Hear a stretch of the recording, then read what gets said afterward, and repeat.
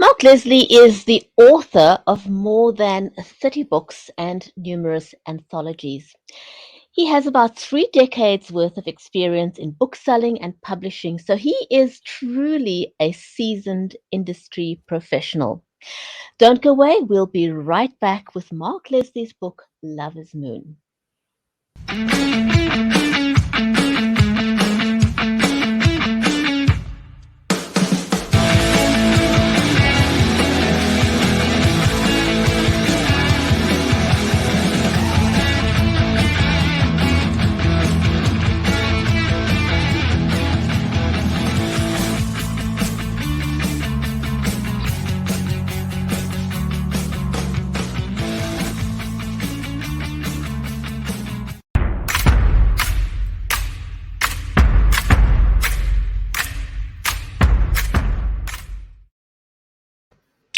If you've just joined us, welcome. You're watching the Writer's Corner live show.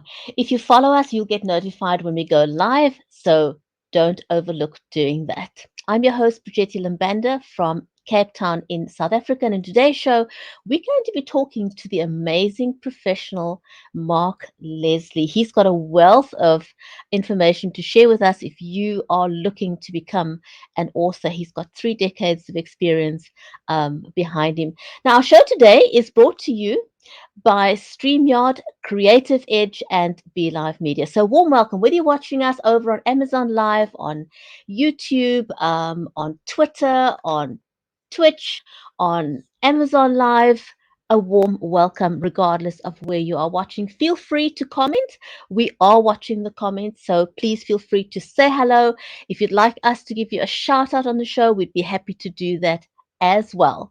Now, just before we invite our amazing guest for today, Mark Leslie, and also my amazing friend and co-host, Mary Elizabeth Jackson. Before we do that, as always, we've always got some tips and tricks for you, because since the pandemic, our one way in which we connect worldwide and globally when we're talking about our books or our brand is to do so online. And one of the things, or a few things you can do to level up, because this is a method that's going to be used, I think, moving forward.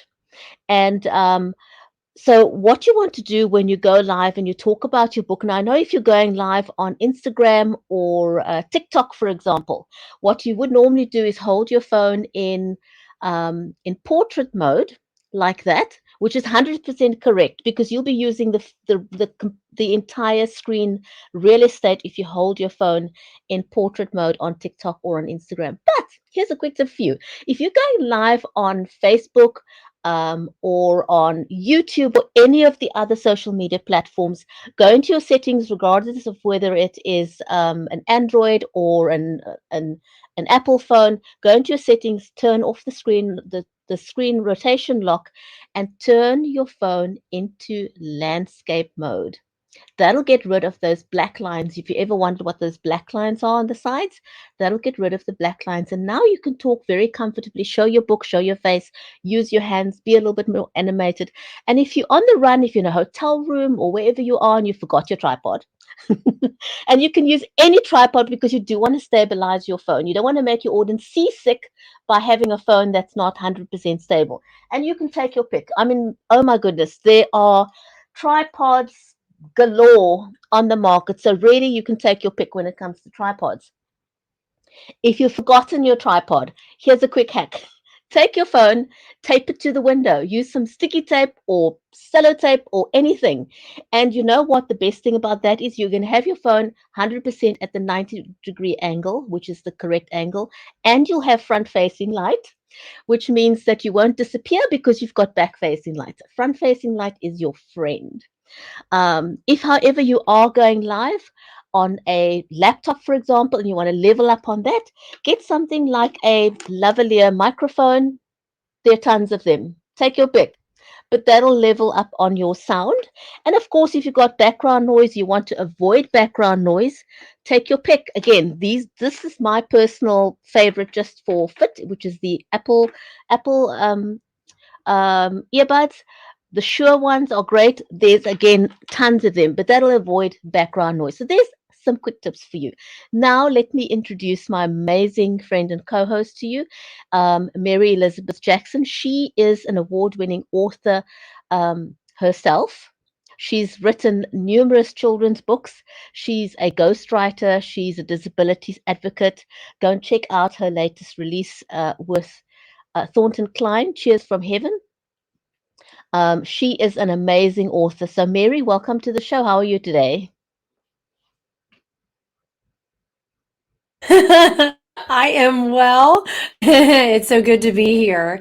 And such great information for anybody who's wanting to look fantastic on camera, no matter where they are in the world. Because sometimes when we're traveling and we have an interview or a book thing, or who knows what we have going on, we want to look our best. So it's such great information. And I'm super excited to be here today. And I'm so excited about our guest and getting to hear all the good tidbits he's going to share with us today.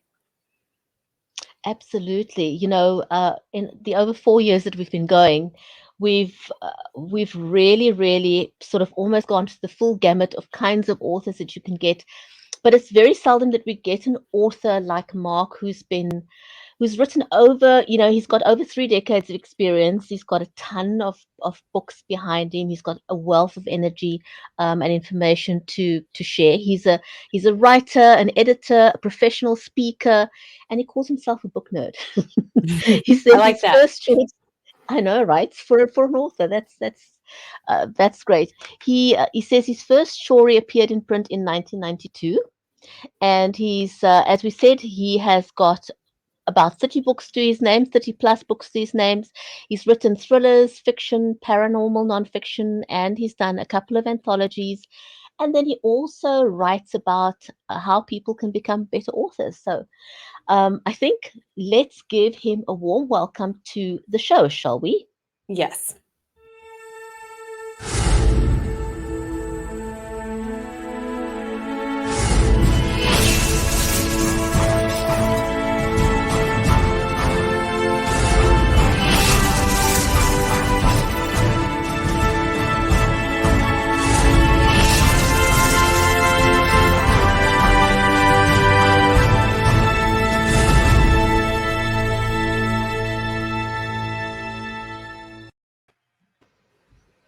Mark, it's fantastic having you on the show. Welcome.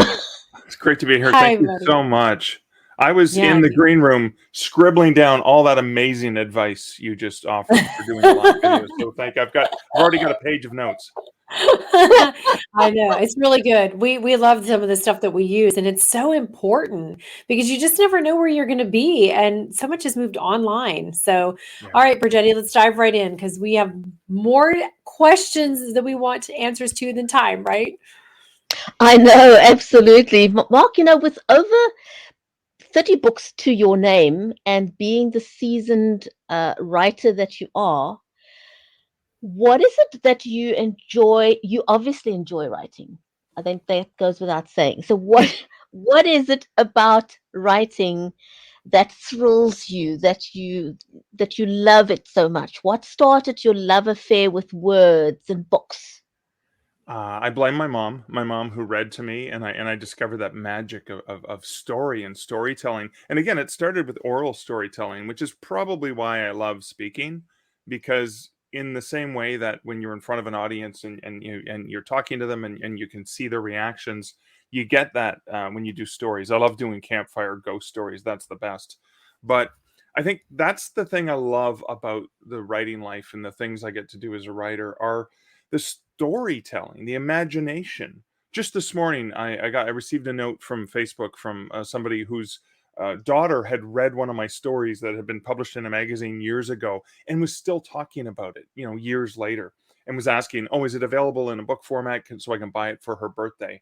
And that's the kind of reaction that really makes a writer's day when you actually hear that a story you wrote resonated with the reader. And that's one of the things I love about it. It's that you put a story out, you put out some characters, you share something, and it inspires an emotional reaction in the listener, the reader, the watcher, the viewer, whatever it is, and that's what drives me every single day.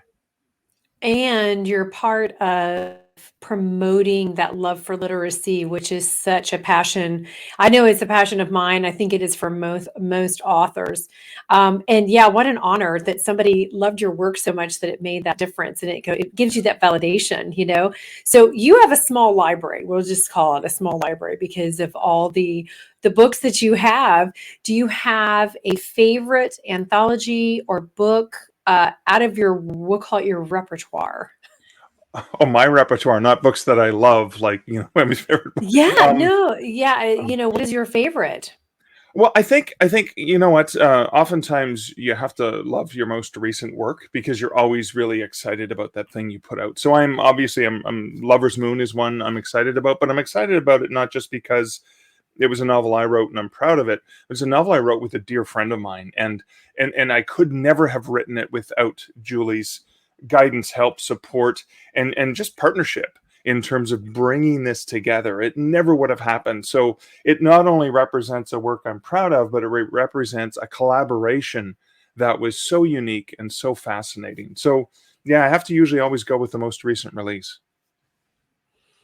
Very good. Mark, I'm going to pick your brain a little bit, because why not? Okay. He's here. Let's do it.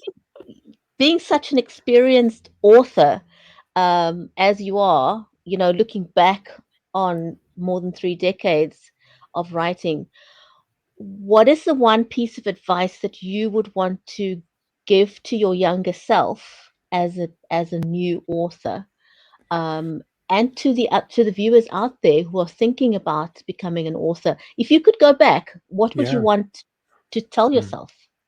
I think one of the things, especially because I'm quite a bit older now, and started off, I think I got my first rejection at the age of 15.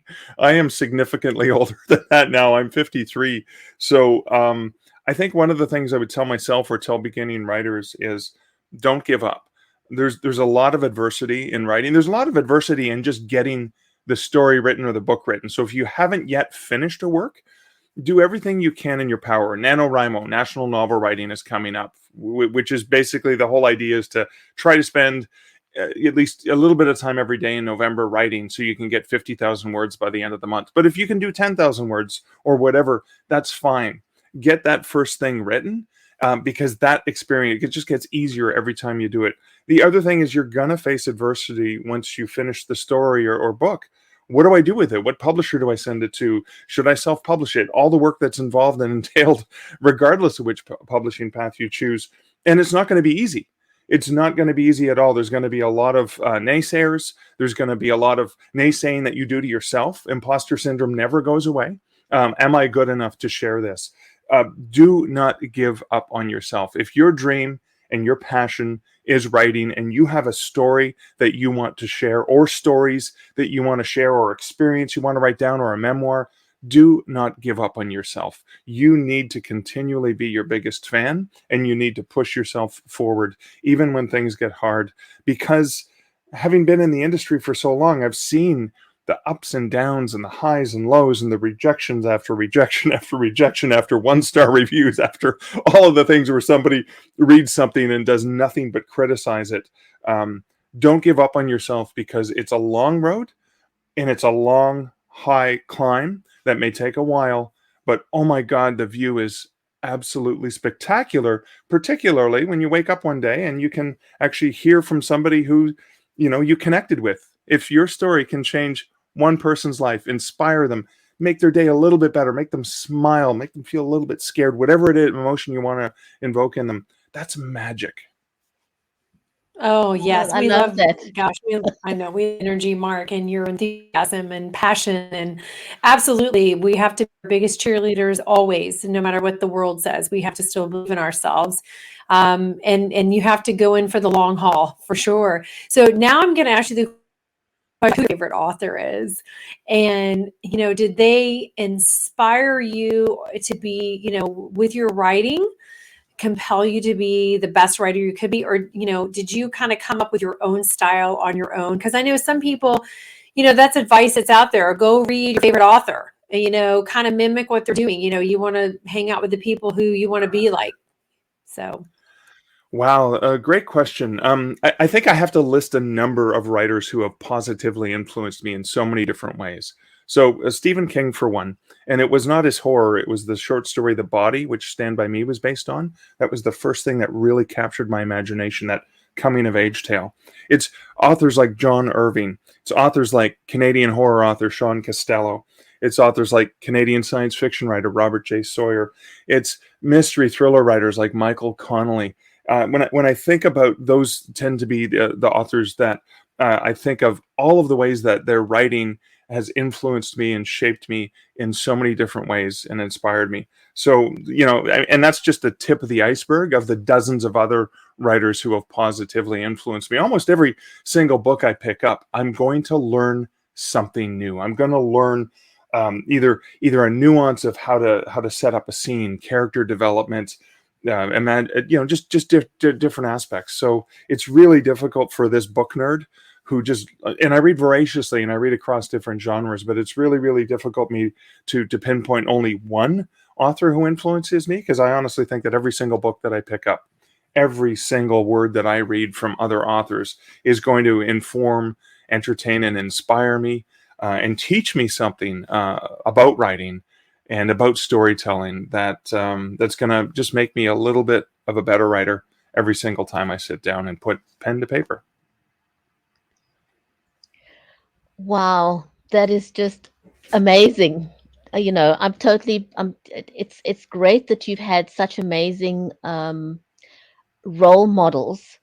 Now, tell us a bit more about Lover's Moon. What inspired the story, and do you have a copy of the book with you? Because if you could hold it up, I'm always curious to know how people came, how that cover came about. So tell us Yeah, a of little bit course. about the book, Lover's Moon. Yeah, so Lover's Moon is the fifth book in my Canadian Werewolf series. Now, the books are meant to be read as standalone, although there is a sequential timeline, so people who want to read them in order.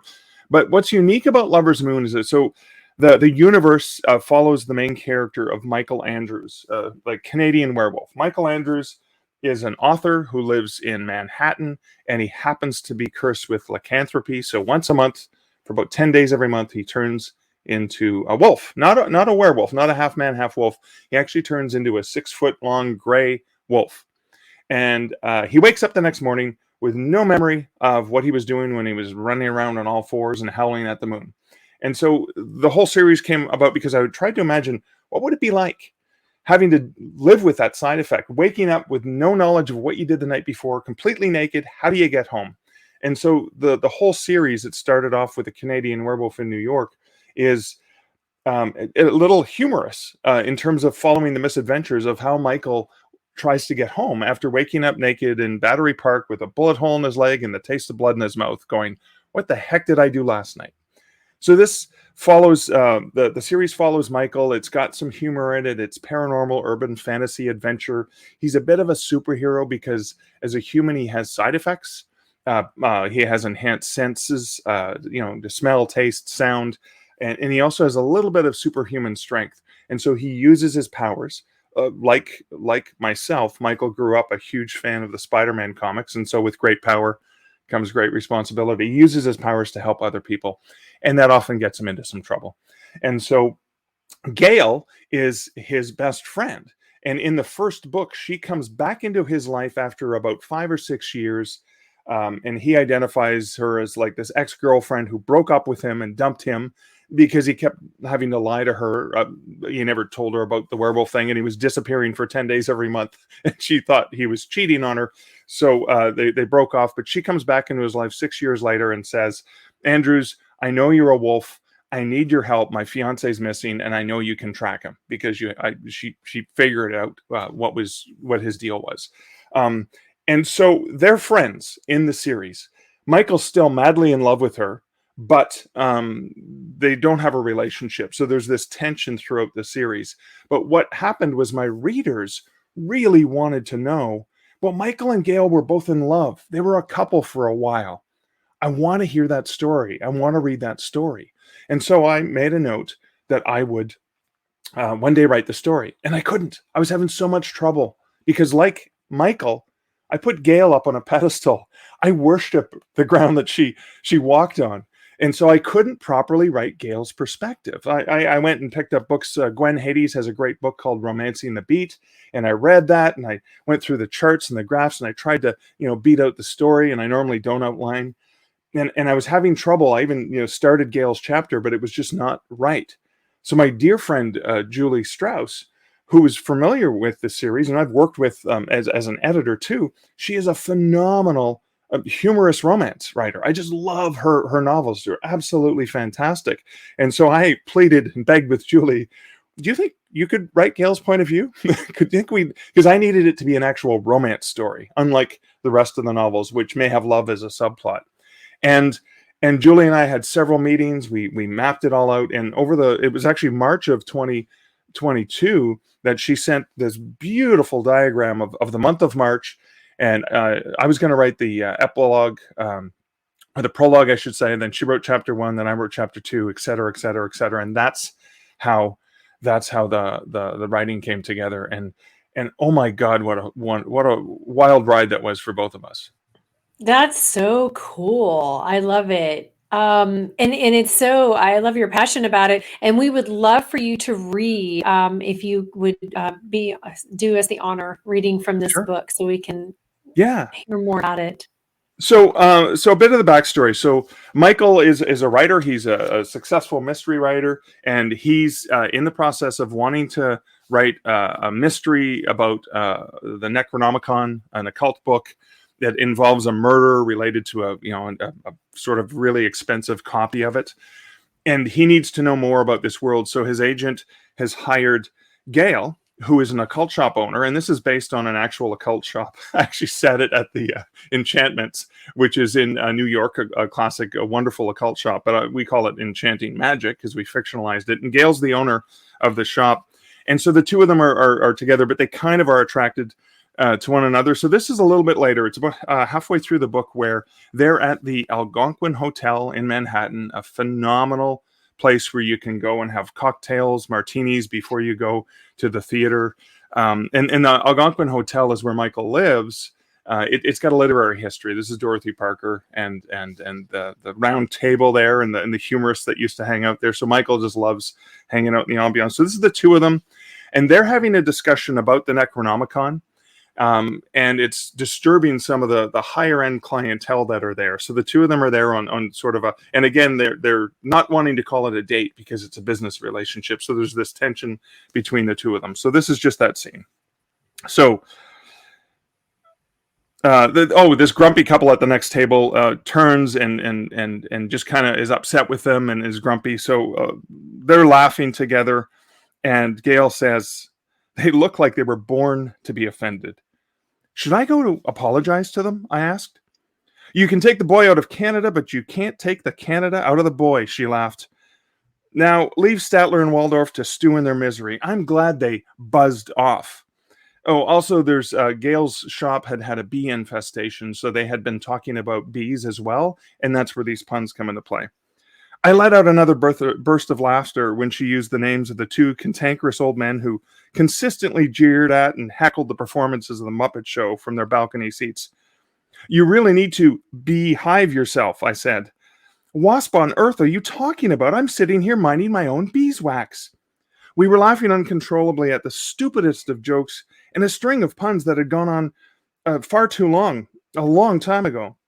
But the release of the tension felt incredible. If we hadn't been laughing, I think my head might have exploded. "Okay," I finally said out of breath. "Enough with the bee talk. I think we've combed through all of the sweetest puns by this point." She didn't laugh at that. I didn't even get an eye roll. "No more bee talk," she agreed. Then a mischievous grin came over her face. "Why don't we talk about the birds and the bees?" "Mrs. Robinson, you're trying to seduce me, aren't you?" Gail grinned at that reference to the Dustin Hoffman movie. "Cuckoo, cuckoo," she said. "I may have been trying to do just that exactly." Her phone vibrated on the table beside her martini. She looked at it, then looked at me. "That's Isabeau, isn't it?" I asked. "Yeah, she's checking in to make sure I sleep alone tonight." "She's a good friend. She's looking out for you." "Yes, she is." She picked up her phone without looking at it and stood up, slipping it into the back pocket of her jeans. That text was perfect timing. We should call it a night, because if I don't leave now, I swear I'll break my vow of chastity all over you like an egg on its way to an omelet. And then I'd have to answer to Isabeau. And I'd have to worry of her coming after my private parts with a rusty spoon, I joked, mimicking the defensive gesture of covering my crotch with my hands. I stood up. We faced one another. I was reminded of standing so close to her earlier this afternoon and how intense it had felt. Not to mention how hard it had been to pull myself away.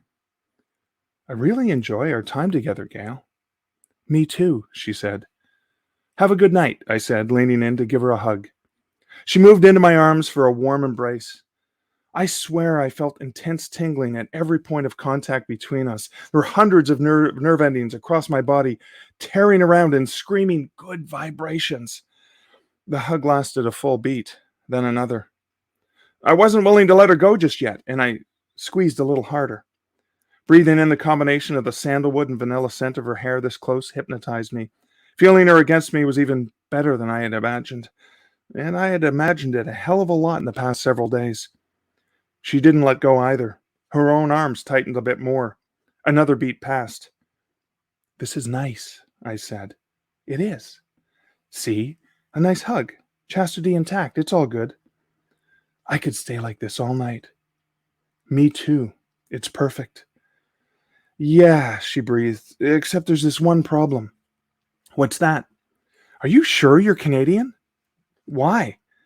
Because I didn't think Canadians carried guns. What? I started to pull back from her, confused.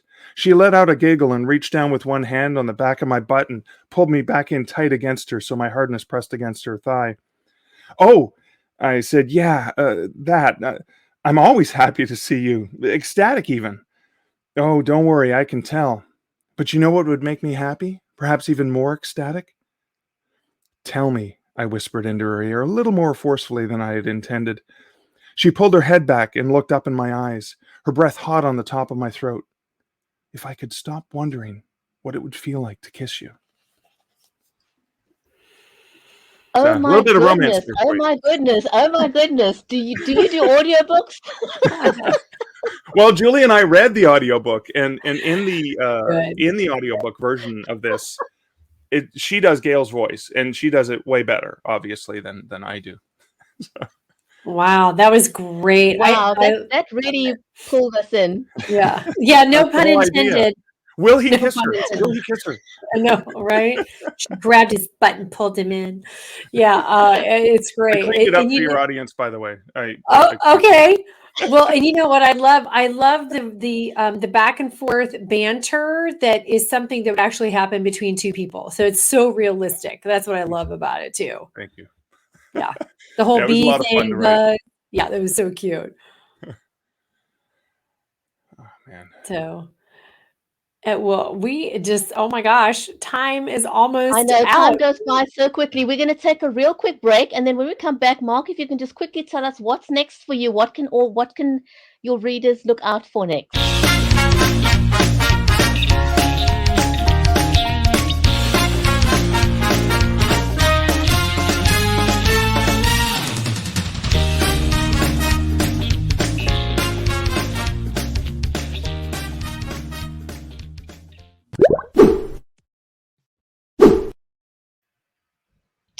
So what's next for you, Mark?